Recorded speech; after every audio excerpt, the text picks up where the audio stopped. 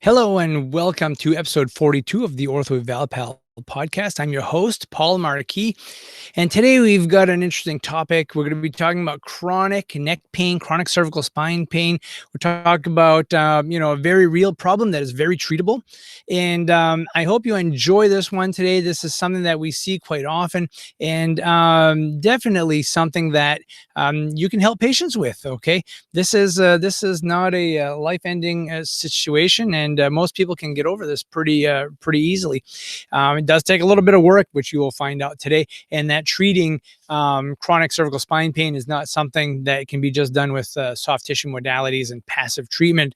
But so let's talk a little bit about it. Definitely, this is a problem where you see it more in women than you do in men. You'll see it in folks who do jobs that are more monotonous and stressful and sustained in one position for a long time. Usually there's some sort of an overload to the upper trapezius muscles. They stay in one position for a long time. And then you get this overload of what we call the type 1 muscle fibers of the upper trapezius muscles. And there's been lots of studies about this. And come to find out, women who have chronic myalgia or pain in the upper trapezius muscles have more of what we call large megafibers or type 1 megafibers that are just larger than most. They exist in everybody, but women who have myalgia of the cervical spine have more of these megafibers. These megafibers have less capillarization to it, okay? So less blood flow to it, and they've associated having an excessive amount of these megafibers with having increased pain in the upper trapezius musculature, okay? Especially chronic pain. It's not uncommon to develop upper extremity problems, elbow problems, hand and wrists, carpal tunnel issues, repetitive strain type problems when you have chronic upper trapezius pain. Okay. So, and I'm going to explain that in a little bit. Okay. So first of all, what causes chronic upper trapezius discomfort, especially in women more than men? Men get this also, but definitely more in women than men. I've seen this. It's classic. I've seen it over 26 years. That's the population of people we see it in. First thing to consider, your head weighs 10 to 14 pounds, okay? And that head of yours, that nugget is sitting ahead of your shoulders, okay? So your eyes are on the front of your head, your nose is on the front, your mouth is on the front, your hands are directed in front of you. So everything you do is in a forward bent type of position, forward head, kyphotic posture type position. Females have breasts that pulls the shoulders forward. So automatically this head is being pulled forward, and those muscles back there are helping to hold the cervical spine straight or straighter so that you can communicate with people in front of you, so you can see in front of you, and it's helping to hold your head up constantly. So a kyphotic posture is definitely a contributor. Sustained postural stress, being in one position for a long period of time, having your head in one position for a long period of time, such as dental hygienists or people who work on a production line where they're manhandling things, doing fine motor activities with their fingers, but have this forward head posture that stays there for a long period of time. People at VDT terminals, sitting at a computer, looking at a monitor constantly, is also a contributor to all of these problems. And then there's physical stress to those muscles, like I just explained, but also psychological stress seems to really play a toll on people who have some chronic myofascial neck pain. So that's a little tidbit on why you get it and who gets it the most. We're going to take a short break so we can hear a word from our sponsors. When we come back, I'm going to talk a little bit about, how to treat chronic cervical spine pain. And you're going to be very happy to know that this can all be taken care of most of the time conservatively, and people will do really well with proper conservative management. These are not surgical situations for almost everybody with chronic cervical spine pain. So I'd like you to hold for just a few seconds, and we'll be back in just a minute.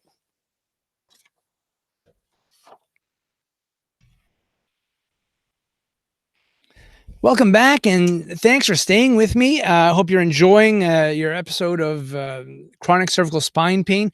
This is something that we see an awful lot of, and what I want to talk about today is how you treat this. And, you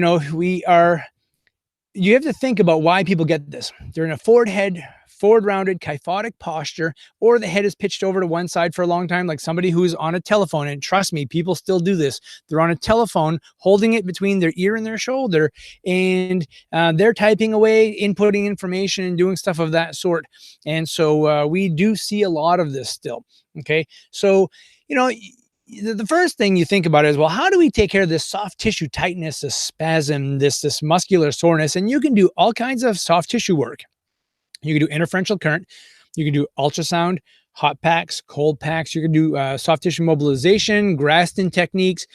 You can do dry needling, acupuncture. There are many types of soft tissue treatments that can work to help decrease the pain and increase some myofascial mobility. Unfortunately, those treatments do not take care of why the person had this problem in the first place. Maybe being bent over a conveyor belt for 8 hours straight is contributing to this. So doing a 10-minute treatment of soft tissue work is really not going to make a huge amount of difference, but it can be an adjunct to the treatment that you do with the patient, which we're going to talk about in a little bit. So you need to figure out, first of all, we need to get this patient out of this rounded shoulders, this thoracic, kyphotic, and forward head position. So there are some exercises that a lot of us already know that can be helpful for this, okay? So number one, chin tucks or deep cervical spine flexion strengthening exercises, okay, will help to bring the cervical spine back and get the head up over the shoulders.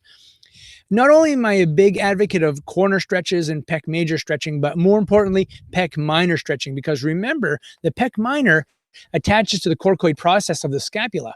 So when that's tight, it's pulling the scapula forward, rounding the shoulders even more. So I'm a big advocate of getting that thorax into extension better and reducing the kyphosis. So, and you can do that with stretching exercises. I like to do PA mobs to the thoracic spine to help promote extension of the thoracic spine. Sometimes I like to manipulate the thoracic spine into extension, and people generally have significant cervical spine relief when you do that. You don't have to do any rotatory techniques, just a straight on PA mobilization can make a huge difference. And then I like to work on scapular retraction exercises. So like scapular flies and seated rows, lat pull downs, anything to strengthen up the middle lower trapezius musculature, the rhomboids, the posterior delts. We want to get those shoulders pulled back. But most importantly, and I want you to pay very close attention to this, the literature has done a lot of studies. They've done a lot of studies that show that, you know, doing a certain exercise can really help decrease chronic cervical spine pain or chronic myalgia of the upper trapezius muscle. What they found, though, was a combination of exercises that really do a good job at decreasing the pain. So number one, we want to get those muscles pumping. We want to get them stronger, and we want to get blood flow going into them, because if they are stagnant and they are contracted, I mean, it's just like putting a banana in your tailpipe of your car. Okay. You're keeping all the exhaust inside the engine. The engine can't keep running, right? Well, if your upper traps are in contraction all the time, they're not pumping very well, the metabolic waste product is staying there in the muscle, causing more irritation.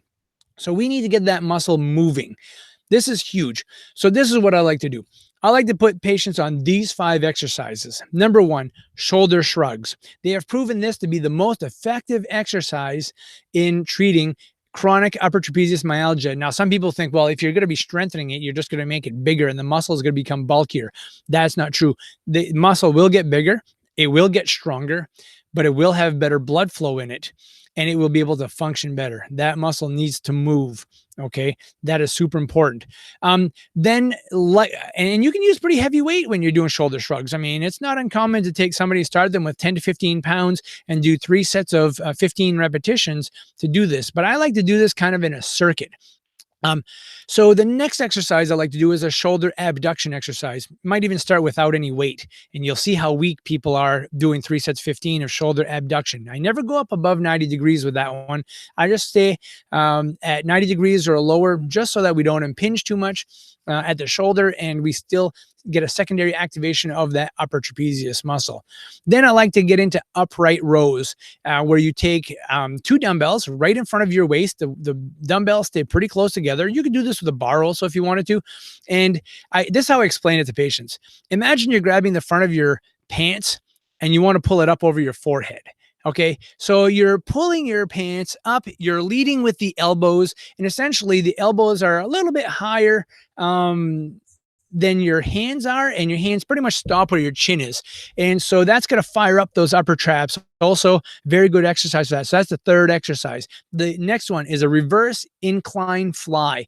So you take a bench, or any other bench that's small enough to get to lay on and let the arms fall off the edge. You incline the bench about 45 to 50 degrees and you put them prone on that. So they're kind of laying flat on it. And what you do is you take a small weight and you do a reverse fly while you're on this. Okay. I usually do like 3 sets, 10 to 15 on those also. And then the last exercise that I'd like to do is just straight up active shoulder flexion with a light weight, sometimes no weight, but I slowly build them up. So basically what we're looking for here are repetitions.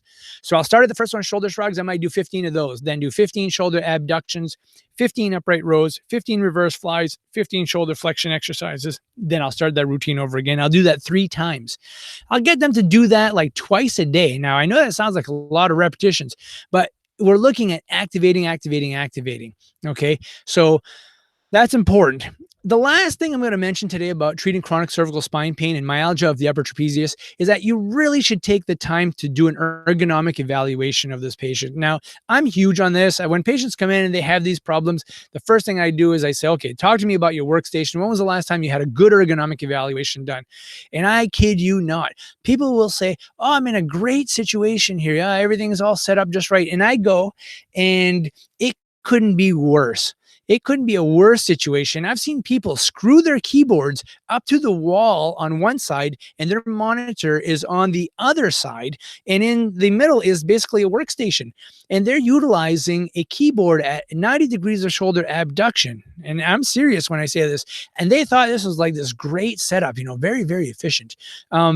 So we do a lot of modifications. Sometimes it's as simple as, getting the monitor to the right height, getting the elbows at a better position, getting the shoulders back, getting the seat pan taken care of in the chair, and very easy stuff to do. So make sure that the ergonomics at their workplace or wherever they are spending a lot of this seated, sustained postural time is all taken care of. All right. So I know there's a lot of information there. I hope you enjoyed the show. If you have any questions, please contact me at orthoevalpal.com. Don't forget to check us out on YouTube. We have a lot of great videos there.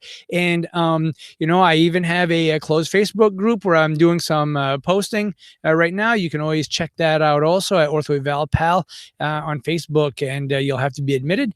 Just ask, and we will let you in. So again, thanks again for following us, and I hope you enjoy the show. Take care.